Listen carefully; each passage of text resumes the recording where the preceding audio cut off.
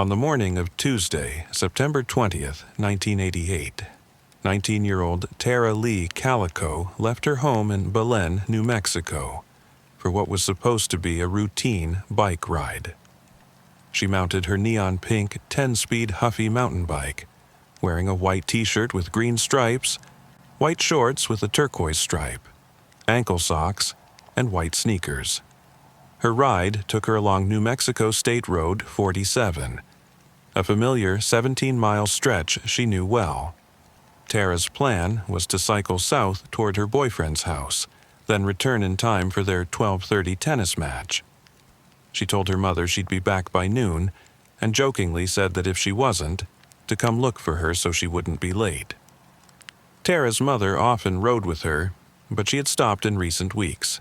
She'd felt uneasy, sensing they were being followed by a vehicle on prior rides, and urged Tara to carry mace. Tara declined, confident in her safety. That day, she set off alone just before 9:30 a.m. By early afternoon, Tara had not returned. Her mother got in the car and began driving the route. About 3 miles from their home, on the east side of New Mexico 47, she found fragments of Tara's Sony Walkman cassette player and pieces of a cassette tape. She believed Tara may have dropped them intentionally to mark her trail if something happened. Witnesses later reported seeing Tara that morning riding her bike, followed closely by a light-colored pickup, possibly an early 1950s Ford, with a homemade or mismatched camper shell. The driver was described as a white male in his 30s. Multiple witnesses noted how the truck seemed to tail her closely, but no one saw the moment she vanished. The initial search was swift and thorough. Deputies, volunteers, mounted patrols, and helicopters scoured the area. Roadblocks were set up and flyers were distributed. But apart from the Walkman fragments, no further physical evidence turned up. Tara and her bike had simply vanished. Months later, in June 1989, nearly 1,200 miles away, a disturbing development occurred. A Polaroid photograph was found in the parking lot of a convenience store in Port St. Joe, Florida. The picture showed a teenage girl and a young boy, both gagged with black tape, hands apparently bound behind them, lying on pillows in the back of a van.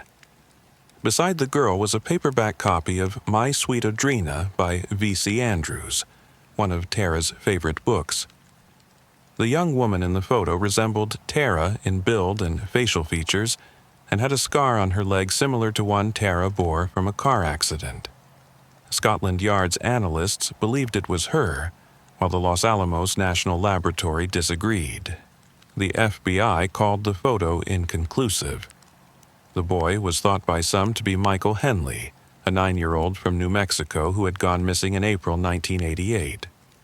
But in 1990, Henley's remains were found in the Zuni Mountains, 7 miles from where he disappeared on a hunting trip. Investigators determined he died of exposure, unrelated to Tara's case. The photograph was confirmed to have been taken on Polaroid film, first manufactured in May 1989, and discontinued in August 1989, meaning it had to have been created within that short window. A witness reported seeing a white van parked at the store before the photo was found. 2 other photographs surfaced in the early 1990s, each showing a girl bound and gagged, but authorities determined neither depicted Tara. Still, the original Polaroid brought intense media attention.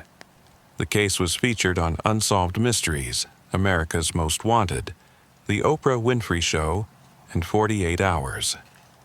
Tara's mother, Patty Dole, became the driving force behind the search, traveling extensively, distributing thousands of flyers, and pushing for federal involvement. She gave countless interviews to keep Tara's name in the public eye until her death in 2006. Her husband, John Dole, has continued advocating for the case. In 1998, Tara was declared legally deceased, and her case was officially classified as a homicide. In 2008, Valencia County Sheriff Rene Rivera publicly stated that investigators believed two teenage boys, known to law enforcement, had accidentally struck Tara with a truck, panicked, and later killed her to cover it up, with help from others to conceal her body. He claimed they knew who was responsible but could not prosecute without a body. Tara's stepfather called the statement irresponsible and insisted the case needed more aggressive pursuit. In 2013, a task force was formed to take a fresh look at the evidence, but was disbanded in 2017 without new breakthroughs. In October 2019, the FBI offered a reward of up to $20,000 for information leading to Tara's recovery or the arrest of those responsible. In September 2021, investigators revealed they had obtained a sealed search warrant for a private residence in Valencia County based on a new lead. Then in June 2023, Sheriff Denise Vigil announced that they believed they had enough evidence to present the case to the district attorney for possible charges. The suspects' names remain sealed. Now, more than 3 decades after Tara pedaled away from her home on what should have been a routine ride, her disappearance remains one of New Mexico's most haunting mysteries. The Walkman fragments, the suspicious truck, the Polaroid photograph. These pieces remain, but the full picture is still missing. For her family and community, the hope endures that soon, the next development will be the one that brings both answers and justice.